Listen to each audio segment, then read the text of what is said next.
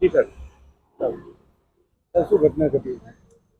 મૂળ બિહારના વતની એવા પતિ પત્ની કે જે હાલમાં સોશિયો સર્કલ ખાતે રહે છે.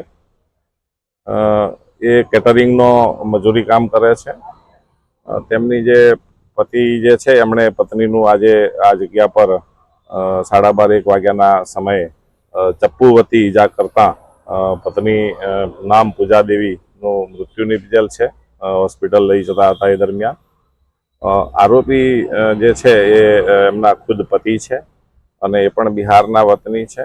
બનાવનું કારણ એવું છે કે તેમના જે પત્ની છે એ કોઈ અન્ય વ્યક્તિ સાથે સંબંધ ધરાવતા હશે. બાબતે બંને વચ્ચે કંકાસ ચાલતો હતો અને ગઈકાલના એમના જે પત્ની છે એ મળી આવતા ન હોય શોધતા શોધતા આરોપી અહીંયા આવેલા, જે એમના પ્રેમી સાથે મળી આવેલા, મિત્ર સાથે.